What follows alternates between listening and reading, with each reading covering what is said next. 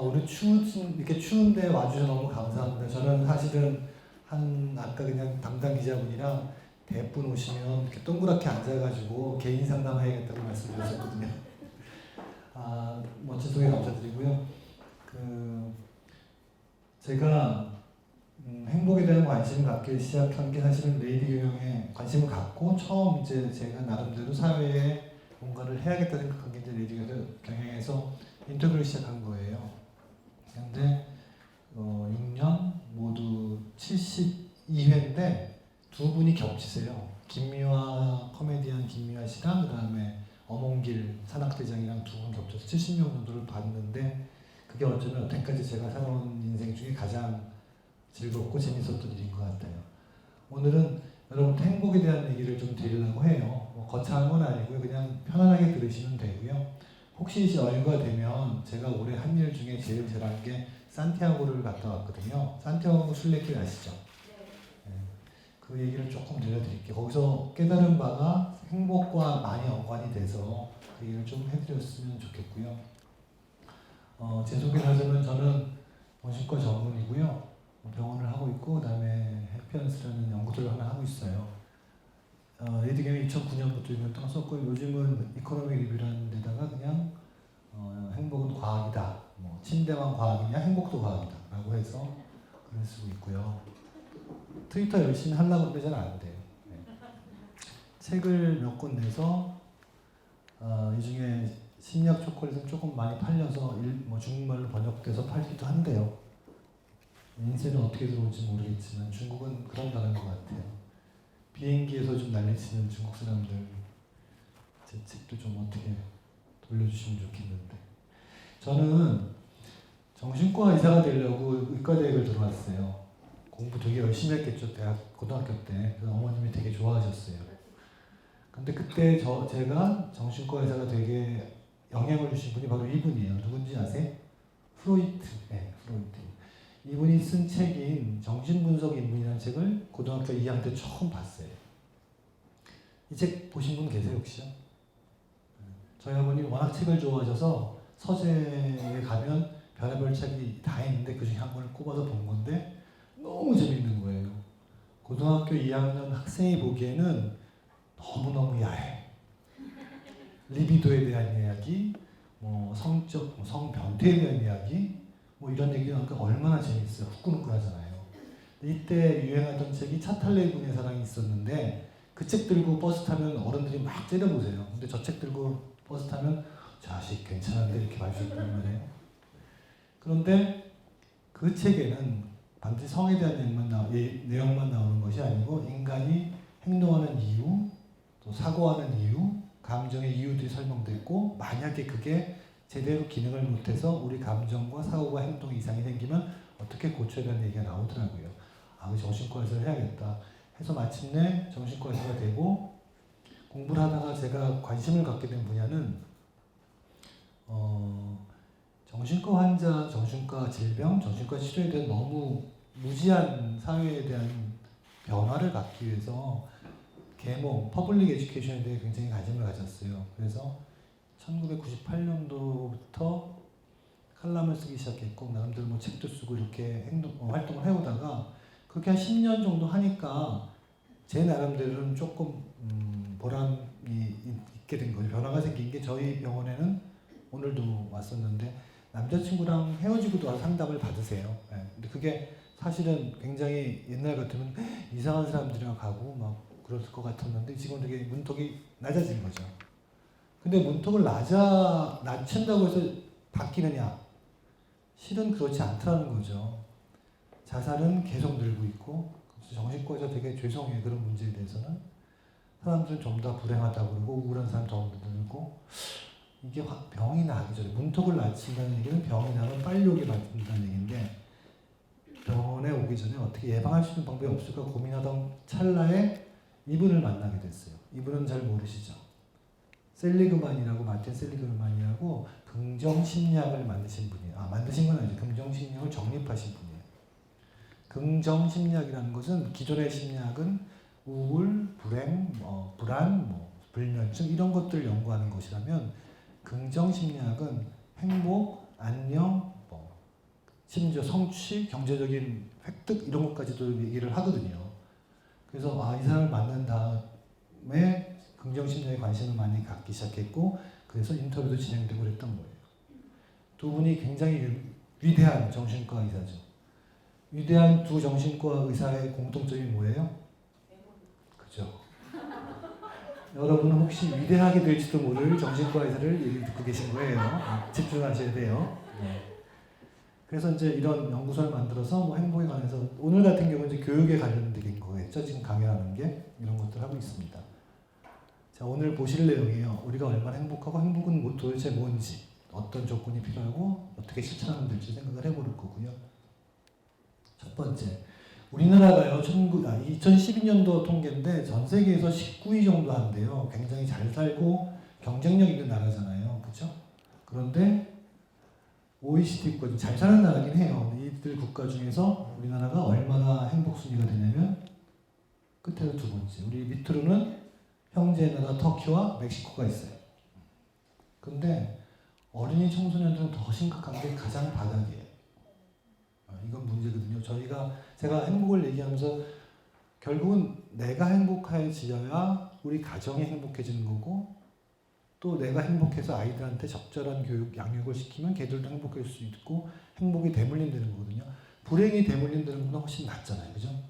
그래서 애들한테 관심을 많이 갖게 되는데 이거는 최근에 조사한 건데 2013년 갤럽 헬스웨이라는 곳에서 조사를 한 바에 의하면 135개국 중에 74위예요. 아까는 OECD 국가 중에서 잘 사는 국가 중에서 한 바닥이었잖아요. 그러니까 전체적으로 우리나라가 전 세계에서 행복 정도는 중간 정도 생각하시면 돼요. 비극적으로 너무 하도 요즘 이렇게 언론에 보면 행복 지수가 굉장히 낮다는 조사가 있고 또는 거꾸로 되게 높게 나오는 경우가 있는데 제 생각에는 중간 정도가 아닌가 생각이 들거든요. 중국, 일본 비슷하죠. 아프가니스탄은 최하위고요. 지금 보면 여기서 조사에 의하면 파나마, 코스타리카, 덴마크, 오스트리아, 브라질 이렇게 순위가 나오는데 덴마크가 행복한 나라라는 건 잘 아시죠, 그죠? 오스트리아도 그렇고 근데 파나마, 코스타리카, 브라질이 끼어들었어요. 이들 나라가 최근에 경제적으로 성장한다는 이유도 있지만 실은 국민성이 굉장히 행복할 수밖에 없는 국민성이래요. 근데 저희들도 사실은 뭐 월드컵 때나 이럴 때 보면 흥이 있고 그다음에 즐겁게 놀고 신명나는 민족이잖아요. 그래서 더 행복해질 수 있는 가능성이 많으니까 긍정적으로 보자는 뜻에서 이 슬라이드 올려드린 거고요. 그러면 전 세계에서 행복하다, 나는 행복하다 느낀 사람이 100명 중에 몇 명 정도 될 것 같아요? 17%밖에 안 돼요. 그러니까 실은 행복을 우리가 뭐 행복은 뭐 왼쪽 주머니에 있다. 행복은 우리 옆에 있다고 하지만 실제로 그 행복 맞는 얘기거든요. 그 행복을 보는 사람이 많지가 않다는 거죠. 자, 여성들이 많으실 줄 알고 제가 또 준비한 2013 엘르라는 잡지에서 만든 행복지수인데 42개국에서 23,400명 홈페이지를 통해서 조사를 했대요. 그러니까 아마 42개국은 좀 잘 사는 나라일 것 같아요. 자, 각국 전 세계 평균이 70% 정도의 여성이 만족해, 행복해라고 했어요. 우리나라는 몇 프로로 할게요? 40% 맞았어요. 돗자리 펴셔야 될 분 계시네. 자, 그러면 우리나라는 42개국 중에서 몇 등이나 할까요? 크게 말씀해 주세요. 절반 정도. 좀 떨어져요. 39. 왜냐면 잘 사는 나라에서 했기 때문에. 엘르라는 잡지가 나올 만한 나라가 그렇게 많지가 않으니까. 자, 그런데 나중에 한번 말씀드리죠. 이게 참 비극적인, 저는 그 행복지수 중에 제일 이 엘르 잡지에서 한 게 제일 비극적으로 생각한 게 뭐냐면 실은 행복은 여자가 훨씬 많이 느껴요. 여자들이 훨씬 많이 감정적인 변화를 잘 느껴서 우울증도 많이 걸리는 거거든요. 자, 이제 문제 또 나쁜 쪽으로 보자. 자살. 제가 이게 2017년 통계인데 제가 이거 통계 2007년에 해놓고 안 바꿔요. 슬라이드를. 왜 안 바꿀게요? 맨날 똑같아요. 벌써 14년째 1등이에요. OECD 국가 중에서는 자살률 1등.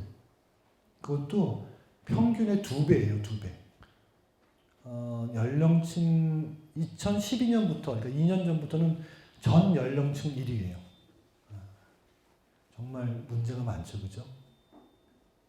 이거를 어떻게 잡아줄 수 있냐도 과제가 될 건데 어쨌든 자살을 많이 하는 사회가 행복하다고 할 수 없잖아요.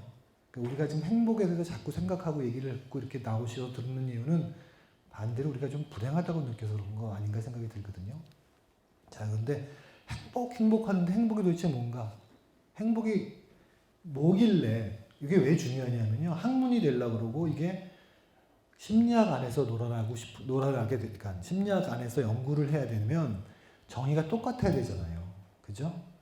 행복이라는 사람의 정의가 사람마다 다르면 그거를 연구하기가 힘들잖아요. 그래서 이제 그 얘기를 하면서 우리가 진정한 행복이 뭔가를 좀 생각해 보는 거죠. 이게 뭐죠? 세이클로바. 우리가 어렸을 때 네이클로바를 따기 위해서 굉장히 막 많이 뒤지고 다녔잖아요. 그래가지고 코팅해서 이렇게 책꽂이도 쓰고 그랬잖아요. 네이클로바의 꽃말은 뭐죠? 행운. 네. 그럼 세이클로바는 행복이에요. 그러니까 행운 한번 찾으려다가 엄청나게 많은 행복을 짓밟고 다녔다는 거예요. 행복은 그렇게 어쩌면 흔하게 우리 옆에 있는 건데, 자, 역사적으로 보면요, 해피니스이라는 게 우연히, 그래서 예전에는 행복이라는 게 그냥 우연히 발견된다고 생각했어요. 근데 역사적으로 쭉 지나면 뭐 중국에서 가장 행복한 것은 즐거움이 없는 것이다 이렇게 표현도 하고요. 그 다음에 뭐 고대 중세 넘어가면서 20세기에 긍정심리학이 행복에 대한 정의를 내리기 시작했죠. 좀 이따 말씀드릴 거고요. 이분 누구예요? 네, 한비아 씨죠. 지금부터는 제가 인터뷰한 분들이 행복을 어떻게 생각하는지 알아보기 위해서 이 슬라이드를 볼 거거든요. 그 전에 자, 각자의 행복에 대한 얘기를 듣고 싶어요. 행복이 뭔지. 그냥 생각난 대로 얘기해 주시면 돼요. 행복이 뭐예요? 지금 좀 가지고 있는 것에 대한 감사. 예. 또 행복은? 눈 돌리지 마시고 그냥 아무거나. 강사가 안 시켜주는 행복. 지적하지 않는 행복. 또요. 아무거나. 괜찮아요. 뭐 학교가 아니잖아요. 맞는 답을 꼭 하려고 하지 마세요. 아무 생각이나. 자기 만족. 예. 비교하지 않는 것. 네. 또 현재를 느끼는 것. 답도 있고 답 아닌 것도 예를 들면 비교하지 않는 것은 굉장히 좋은 행복의 조건이에요. 행복은 아니에요. 그죠? 근데 우리만 그런 게 저도 그랬네. 저는 예를 들면 뭐 등 따숩고 배부른 뭐 이런 게 행복인 줄 알았는데 그건 조건일 뿐이고 행복이라는 건 따로 있다는 거죠. 그래서 다 유명하신 분들도 마찬가지. 한비아 씨는 구호대장 한비아 씨는 열정과 도전이다. 이분 그렇게 얘기하시면 하죠, 그죠? 이분은 지상에서는 술을 안 드시는 분이시잖아요. 무슨 얘기냐면 비행기를 타면 주무셔야 된대요, 빨리. 그런데 술을 먹어서 술이 좀 세지면 비행기를 탔을 때 잠이 안 올까봐 지상에서는 술을 안 드세요. 그리고 저한테 슬쩍 인터뷰 끝나가서 상담하셨어요. 선생님, 제가요 요즘은 이틀에 한 번은 자려고 그래요. 굉장히 에너제틱하신 분이고 제가 보기에는 조금 위험해 보이기도 하죠. 이분은 누군지 아세요? 외국 사람이에요. 베르나르 베르베르. 네. 레이디 교양 때는 제가 이런 사람들 다 만나봤답니다. 네. 이분은 행복은 지금 이렇게 표현했어요. 미래는 모르는 일이고 과거는 어쩔 수 있는 일이지요. 그래서 행복은 현재인 거예요. 이것도 맞는 얘기거든요. 너무 미래의 행복을 위해서 현재를 희생하면 안 된다는 뜻이기도 해요. 자, 또 볼까요? 이 사람은 누구죠? 박할린. 네. 이분이 그래도 행복에 대해서 제가 요즘 갖고 있는 결국 살아가는데 가장 필요한 건 균형이 아닌가 생각하는데 그런 말씀 해주셨어요. 마음과 머리 세 가지가 균형이 맞아야 된다는 거. 어몽길 대장, 제가 되게 좋아해서 2번이나 인터뷰했던 어몽길 대장님은 이분도 굉장히 좋은 얘기죠. 행복은 주어지는 게 아니라 만들어가는 과정이거든요. 자, 또 최불암 아저씨. 제가 이분 만나고 결례를 저질렀잖아요. 처음 만나면 처음 뵙겠습니다. 저 김지선입니다. 이렇게 인사해야 되는데 오랜만에 뵙겠습니다. 매일 봤으니까. 그랬던 분이 뭐라고 말씀하셨냐면 그저 어린 소녀가 노트에 끄적대는 낙서와 같다. 파! 그러셨어요. 그러니까 너무 어색하신 거예요. 행복이란 말을 끄집어내기가 어색하실 정도로 그때 분들도 그랬던 거죠. 이분은 누군지 아세요? 서명수 기자님 제주 올레길 만드신 분이에요. 예. 기자분이셨죠 예전에. 추억할 게 많은 사람이 행복이다. 이분이 뭐라고 했냐면 눈을 감을 때 떠올릴 수 있는 아름다운 노을이 있는 게 행복이다 이렇게 말씀하셨거든요. 사람 심리 사라진다는 제주도 분이잖아요. 제가 이걸 그냥 무식해서 소리 나는 대로 썼는데 어떻게든 살다 보면 아무리 힘든 삶도 그것도 삶이 되는 거고 그게 행복 아니야 이렇게 말씀하시더라고요. 그것도 옳은 얘기 같고요. 이분은 먼 나라 이웃 나라 만화 그리신 이원복 교수님인데 재밌었어요. 기러기 아빠세요 지금. 그래서 행복이 뭐예요? 물어봤더니 자유야 그러시더라고요. 혼자 있는 게 제일 행복해. 외롭지 않으세요? 혼자 있으면 되게 외로우실 것 같은데 그랬더니 선생님 말씀이 생각하기 나름이야. 즐기면 행복이야 라고 말씀하시죠. 그 다음에 오한진 박사님은 이렇게 말씀하셨어요. 만족하는 거다. 네.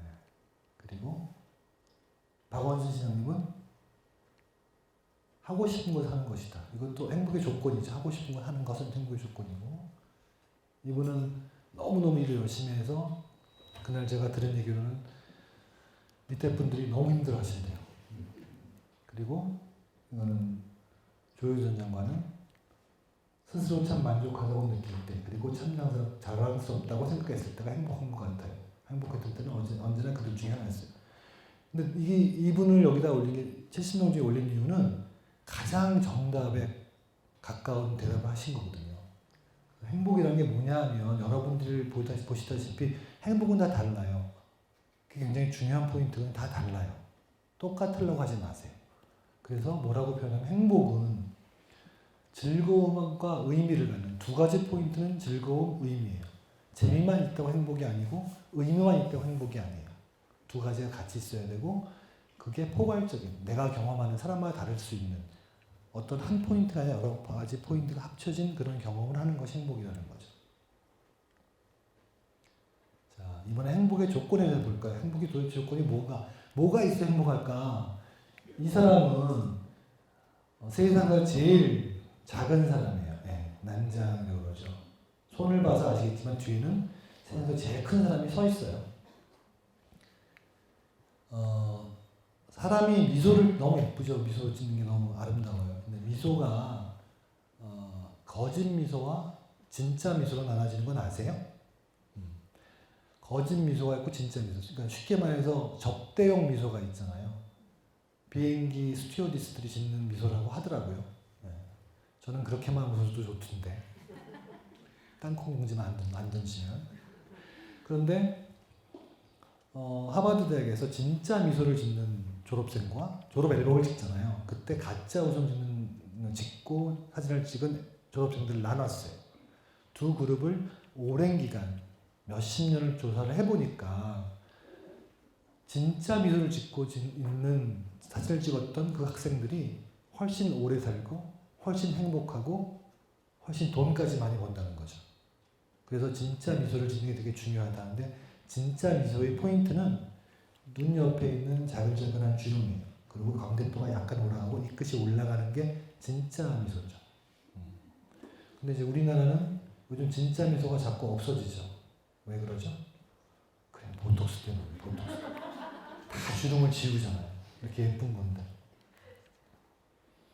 자, 행복의 조건 보자고요. 뭐가 있을까요? 머릿속에 떠오르는 대로. 돈, 여러 가지 많잖아요. 이것들을 하나하나 짚어볼게요. 간단하게 넘어가긴 하겠는데 이 중에는 꼭 필요한 것도 있고요. 덜 필요한 것도 있고 우리가 생각한 것 전혀 다른 것도 있어요. 첫 번째 돈이 좌우 하나 보자고요. 대한민국이 1988년도에 4,000불 정도였어요. GNP가. 근데 지금은 2010년도 2만 불이 5배 아니다 50배인가요? 5배가 많아졌어요.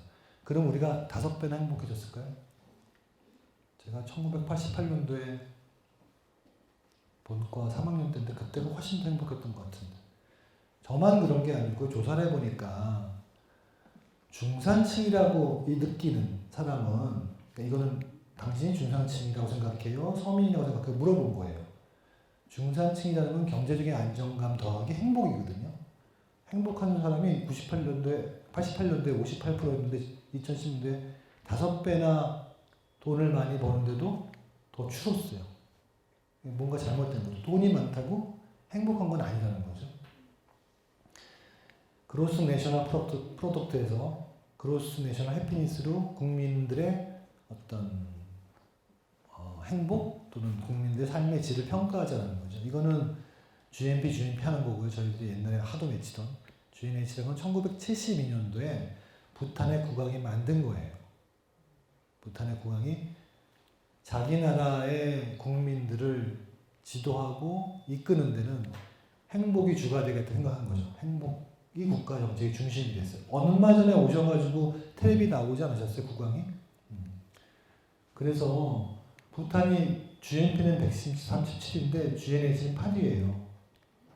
우리나라는 103밖에 안 돼요. 사실 저는 이거 약간 반대하는 사람인 게 왜냐하면 부탄은 그러니까 어떤 느낌이냐면 못 살고 힘들어도 사람들이 서로 잘 어울려 살고 국가가 사회가 국민들한테 많은 혜택을 주려고 노력한다면 무료 의료고 금연도 안 되는 흡연도 절대 안 되는 금연이 안 되지 흡연도 안 되는 나라고 담배를 안 팔아요. 그런 나라니까 그게 행복할 거다 생각했는데 실은요 그게 아닌 게 부탄은요 1000명당 영화 사망률이 100명이 넘어요. 이게 2008년도가 부탄은 굉장히 획기적인 그러니까 시기인데 그때 처음으로 의회주의로 바뀐 거는 그해 통계거든요.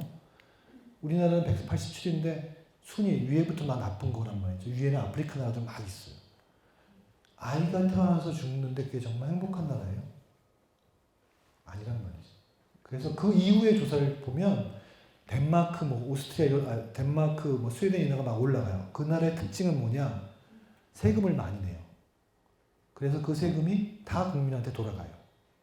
서로 그런 신뢰가 있어요. 그러니까 국가의 어떤 조세 정책과 그것을 풀어주는 복지 정책이 아주 잘 된 나라들이 행복해졌어요. 그러다가 최근에는 아까 두 번째인가 보여줬던 코스타리카, 파나마 이렇게 기질적으로 즐거운 사람이 더 행복하더라도 바뀌고 있어요. 행복 연구도 재밌는 게 뭐가 맞는지 모르겠다는 거죠. 그러니까 제가 생각에는 그 나라에 맞는 이게 꼭 예전에 박정희 대통령이 얘기했던 한국적 이게 아니라 그 나라 국민성과 그 나라 환경에 맞는 행복이 있을 거라는 거죠. 어쨌든 돈과 행복의 문제에 있어서 굉장히 유명한 연구죠. 이스털린의 역설이라는 게 있는데 미국의 경제학자예요. 1974년도에 연구를 했대요. 어떤 가정으로 연구를 했느냐? 돈이 많으면 행복할 것이다. 라는 가정을 갖고 연구를 했어요. 그랬더니 웬걸? 어느 정도까지는 돈과 행복이 쭉 올라가다가 어떤 순간부터는 멈춰요. 그때 1974년도에 했던 연구는 그게 GNP 4,000불 정도라는 거죠. 그게 왜 이론적으로 설명이 되냐면요. 나중에 설명을 드릴 거고, 그 다음에 거꾸로 연구가 있어요. 지금까지는 돈이 많잖아 행복하니까 우리도 행복할 수 있겠다라는 생각하다가 작년에 뉴질랜드 연구를 보고 헉헉한 거죠. 이건 뭐야? 돈이 많아야 더 행복하다는 거예요. 짜증나기 시작했어요. 왜냐면 제가 제일 경계하는 게 우리나라 가치관이 다 돈 위주잖아요. 그죠? 그래서 배를 지켜야 될 선장이 도망을 가고 옛날 같으면 나는 죽어도 목숨을 걸고 배를 지켜 이럴 분들이잖아요. 또 여러 가지 예를 들면 기자들도 글을 써서 진실을 알려야 되는데 그렇지 못하고 의사도 생명에 관한 것보다는 돈. 그러니까 다 돈 하니까 문제가 생긴다고 생각을 하고 있는 사람이 이런 거 보면 얼마나 짜증이 나겠어요. 갑자기. 이거 어떡하냐. 이유가 뭐냐 그랬더니 스트레스도 적고 어떤 기본적인 욕구 충족이 굉장히 원활하게 될 수 있다 그렇게 얘기하더라고요. 그래서 제가 이거를 마음속에 품고 있다가 이걸 풀어야 되는데 이 연구는 지금도 계속 결과가 나오고 있어요. 어떤 기회가 돼서 이것도 이제 레이디 경영 덕분에 탈벤샤르라고 왜 정의란 무엇인가의 아담 샌들러 그 다음에 죽겠네 죽음에 대한 책품 쓰는 계시죠. 그 다음에 이 행복이란 무엇인가 쓴 세 사람이 아이비리그 쪽에서는 가장 유명한 강사 중에 한 분이세요. 그분을 한국에 왔을 때 잠시 만나서 제가 이것부터 물어봤거든요. 야, 네 책 보니까 돈이라는 게 어느 정도 지나면 쓸모없다고 하던데 왜 이런 결과가 나왔어? 그러니까 그분이 뭐라고 그랬냐면 돈의 액수가 중요한 게 아니라 내가 돈을 얼마나 갖고 있는가가 중요한 게 아니라 어떻게 쓰느냐에 따라 달라진다는 거죠. 돈이 많은데 행복한 사람, 돈이 많다고 다 행복한 게 아니라 돈이 많으면 행복한 사람도 있고 그렇지 않은 사람은 나눠지는데 돈이 있음에도 불구하고 말이 좀 이상하다. 행복한 사람은 자기 개발이나 행복 쪽에 돈을 훨씬 많이 쓴다는 거죠. 그래 그게 뭐가 있어? 그랬더니 기부, 자기 개발 이쪽에 훨씬 돈을 많이 쓴다는 거예요. 아 그래서 옛 어른 하신들 말씀이 있잖아요. 개처럼 벌어서 정수처럼 쓰면 되겠구나 하는 생각이 들었던 거죠. 어쨌든 지금 나온 연구는 돈은 어느 정도가 필요하다는 거죠. 왜냐하면 매슬로우의 욕구 5단계 보면 맨 밑에 단계부터 점점 올라가는 거거든요. 생리적인 욕구, 먹고 자고 안전 이런 것들이 완성이 돼야 그 다음에 자기 자신 개발도 있고 행복도 있고 그렇다는 거죠. 그래서 돈은 어느 정도는 있어야 돼요. 그래서 잘 생각해 보세요. 어느 정도라는 돈이라는 것은 먹고 살만한 정도인데 그 사람마다 다르긴 하겠죠. 하지만 그냥 사회적인 합의만 이루어진다면 공적 복지는 공공의 복지는 굉장히 중요한 거예요. 왜냐하면 다른 좀 못 살거나 어려운 사람들도 먹고 살만하면 행복해질 수 있으니까요. 그게 안 되면 행복에 대한 얘기를 할 필요가 없죠. 제가 이모작 그러니까 요즘은 이제 50세, 60세 퇴직한 다음에 또 일을 가지셔야 되잖아요. 그분들 강의를 갔다가 한 분이 강의가 끝나고 저한테 오셔서 저는 2년 동안 한 푼도 벌이가 없었는데 어떻게 하면 행복해질 수 있어요? 그래서 제가 뭐라고 그랬냐면 다른 거 없고요. 일단 돈부터 보세요 그랬어요. 왜냐하면 밑에가 해결이 안 되면 행복해질 수가 없는 거거든요. 정말 마음에 안 됐지만 그분한테 할 수 있는 거는 당장 직업을 가지셔야 돼요. 뭐라도 좋으니까. 그러니까 그분이 대기업에 있었다고 제가 뭐라고 그랬냐면 죄송한데 우리나라 할아버지가 할 수 있는 일은 경비밖에 없어요. 근데 경비라도 하시면 돼요. 경비를 하는 거 안 하는 거는 행복해질 수 있느냐 그럴 조건이 안 되냐다 이렇게 표현을 드렸거든요. 좀 마음이 아프긴 하지만 그게 현실인 거죠. 자, 행복을 하면 즐거움만 있으면 아까 즐거움과 의미라고 그랬잖아요. 즐거움만 있으면 행복이냐? 그렇지 않죠. 즐거움은 처음에 행복하기 위해서 즐거움을 시작해요. 그런데 이 즐거움은 그러니까 건전하지 못한 즐거움은 뭐 어떤 문제가 있냐면 꼭 중독이 돼요. 다시 말하면 행복을 위해서 시작했는데 나중에는 그 즐거움을 위해서 즐거움만 자꾸 찾게 돼요. 우리 뇌에는 쾌락중추라는 게 있어요. 왼쪽에 있는 건 정상되고 오른쪽에서는 그 암페타민에 중독된 뇌거든요. 뇌가 완전히 바뀌어져요. 그러면 그렇게 되면 행복이 뭔지 느끼지도 못해요. 근데 이게 왜 문제가 되느냐? 나는 술도 많이 안 먹고 담배도 안 피우고 마약은 물론 손 안 대지만 사소한 중독들이 되게 많아요. 등골 브레이커 애들 사이에 그거 없으면 불행한 줄 알잖아요, 애들이요. 특히나 우리나라 사람들이 되게 약해요. 우리나라 사람들이 언제부터 그렇게 된지 모르겠지만 내면이 되게 작아졌어요. 그래서 자꾸 외형적으로 뭔가 보이려고만 해요.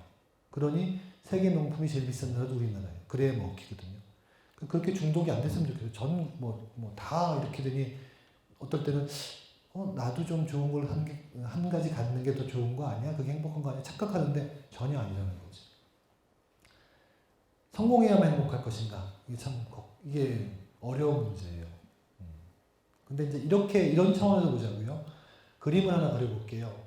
X축은 현재고 Y축은 미래예요. 오른쪽이랑 위로 가면 이익이 되는 거고 왼쪽 밑으로 가면 손실을 보는 거예요. 어떤 건지 아시겠죠? 지금 현재인데 이쪽으로 하면 이익이고 저쪽은 손실이라는 거죠. 보통 성취주의자들은 늘 미래의 이익을 위해서 현재 손실을 봐도 괜찮아요. 그리고 쾌락주의자는 거꾸로죠. 현재 어떻게든 간에 내일이 시험이고 오늘 일단은 먹고 마시고 보는 거야 이렇게 되는 거죠. 그런데 문제는 뭐냐면 진짜 행복은 당연히 여기 있겠죠. 우리가 행복이 습관이라는 걸 까먹어요. 습관이라는 얘기는 지금 하지 않으면 영원히 못해요.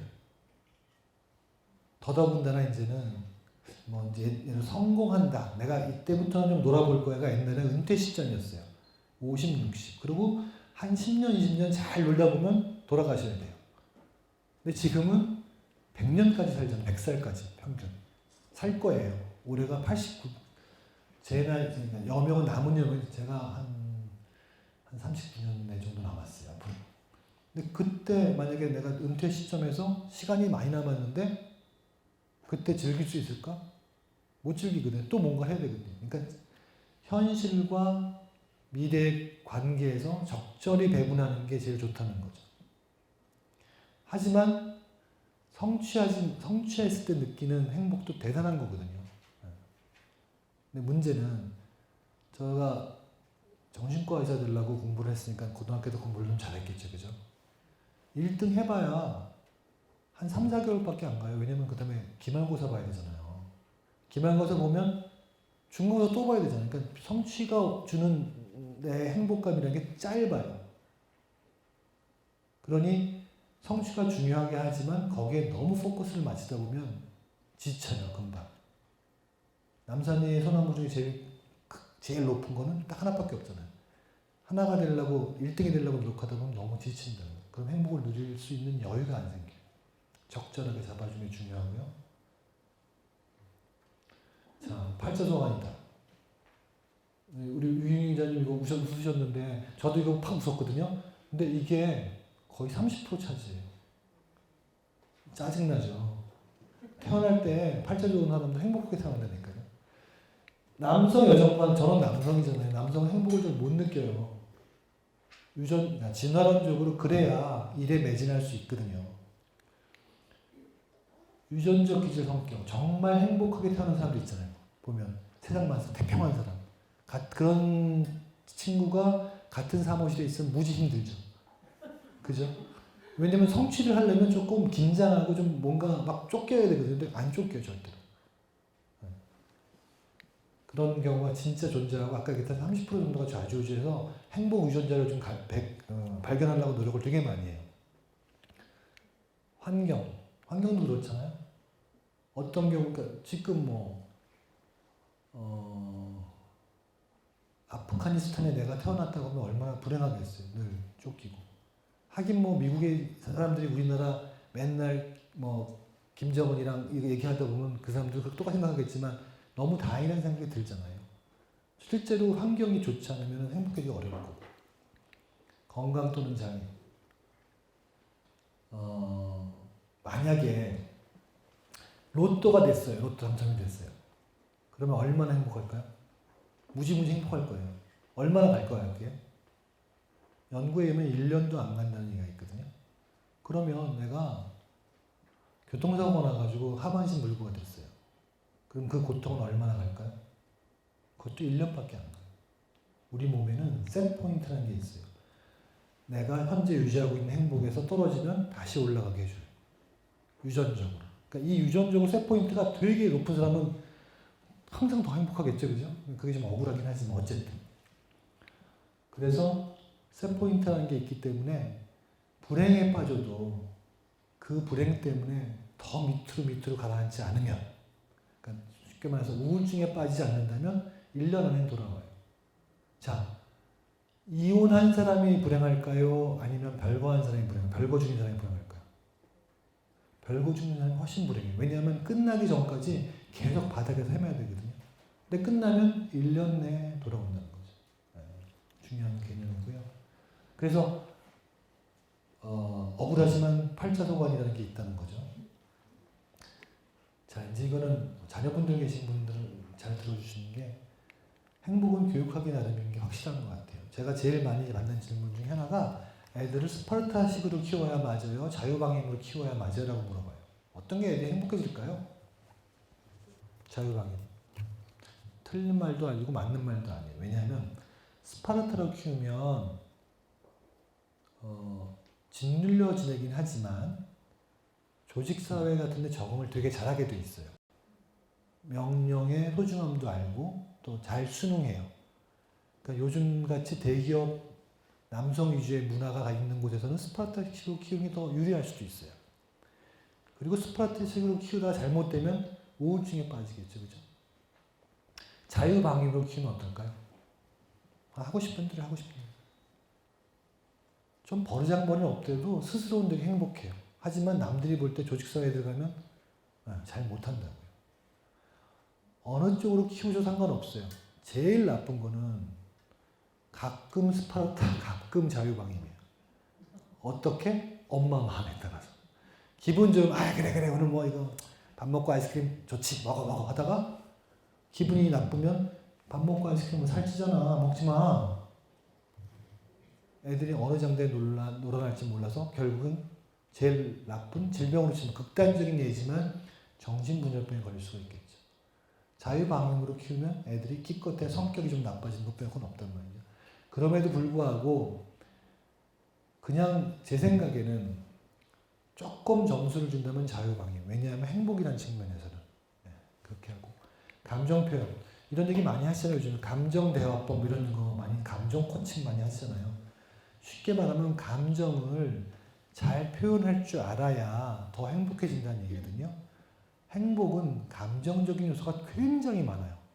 근데 그거를 표현을 못하거나 표현을 못하면 수용도 못하는 거거든요. 그러면 불행해지기 쉽겠죠. 애들한테 울지 마. 뭐 이게 울 자리야. 막 혼내잖아요. 그렇게 함부로 좋아하는 거 아니야. 창피해. 근데 어른이 되면 맞아요. 어른이 되면 뭐 아무 데서나 막 울고 그러면 안 되잖아요. 참을 땐 참아야 돼. 아무 데서 화내면 안 되잖아요. 영화관실 가서 막 웃고 그러면 안 되잖아요. 짠짠하고 그러면 안 되잖아요. 그런데 그렇게 안 되게 하려면 된다는 걸 알아야 돼요. 다시 말하면 빨간 신호등을 지키려면요 파란 신호등에 가야 되는 걸 알고 있어야 돼요. 근데 애들한테 계속 빨간 신호등만 주면 애들은 어떻게 해요? 위축된다고요. 감정 표현이 안 되면 소심해져요. 위축이 돼요. 제가 상담하는 환자 중에 30%는 감정 표현이 안 되는 경우고요. 나머지 30% 정도는 자존감이 떨어지는 경우예요. 자존감이 뭐예요? 되게 쉬워요. 나는 괜찮은 사람이야. 이게 자존감이에요. 나 괜찮아. 근데 자존감은 혼자 크지를 않아요. 혼자 키우기가 되게 어려워요. 돈 많이 주고 상담 받으셔요, 나중에. 근데 애들한테 자존감을 키워줄 수 있는 아주 좋은 방법이 있어요. 뭐게요? 사랑해주는 거. 다 사랑할 줄 알잖아요. 그 좋은 거를 안 해주고 나중에 정신과 가서 힘들게 하지 마시고요. 애들은 굉장히 사랑이 중요해요. 자, 사랑을 받으면 어떻게 느끼냐? 나는 참 괜찮은 놈인가 봐. 이 세상은 살만하다고 생각이 들 거 아니에요. 근데 자꾸 혼만 내고 사랑 주지 않으면 애가 나는 왜 태어난지도 모르고 나는 왜 엄마가 아빠가 나를 낳았을까 생각해. 그리고 어디 가서 이런 친구들의 특징이 너무 괜찮거든요. 자존감 특히 낮은 친구들 중에서 집에서 막 이렇게 억압하는 애들이 있어요. 그럼 엄마 억압에 의해서 공부도 잘하고 해요. 뭐 좋은 대학 나오고 좋은 회사 다니는데 와서 하는 얘기가 선생님 저는 자신감이 하나도 없어요. 왜? 저는 뭘 해도 늘 부족해요. 자존감 부족이거든요. 경쟁은 아까 말씀드렸듯이 소나무 하나 제일 높은 소나무 같은 게 다 싸울 필요 없다는 거죠. 경쟁이 필요해요. 발전에는. 하지만 획일적인 경쟁은 안 된다는 거죠. 근데 이거는 사실 개인적인 얘기를 할 건 아니에요. 사회 전체가 이러니까. 스카이 나온다고 그래서 좋은 좋은 회사 가요? 못 가잖아요. 좋은 회사 간다고 해서 중간에 안 잘려요? 잘리단 말이에요.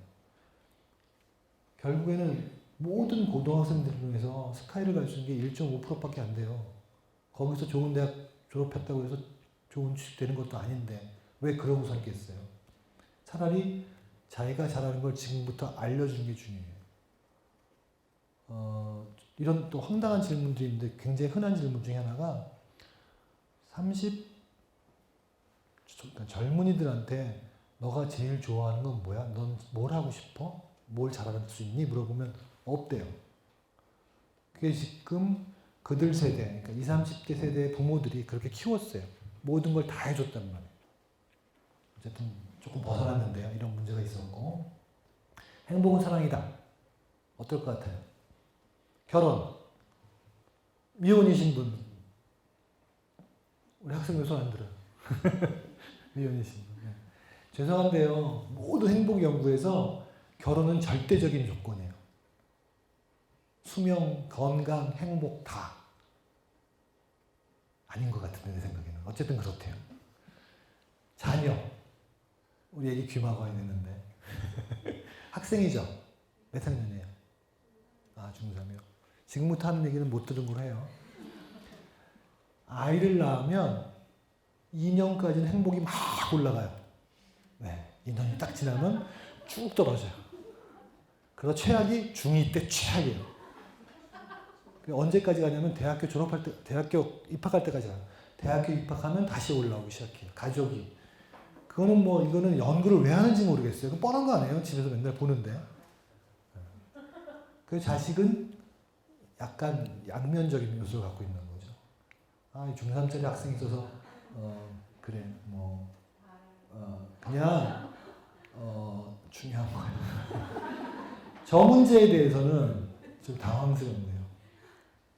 저 문제, 지난번에는요, 자살 관련 강연을 갔는데, 그 자리에서, 생명 존중 포스터를 그려가지고 상을 주는데, 초, 중, 고가 있는 거예요.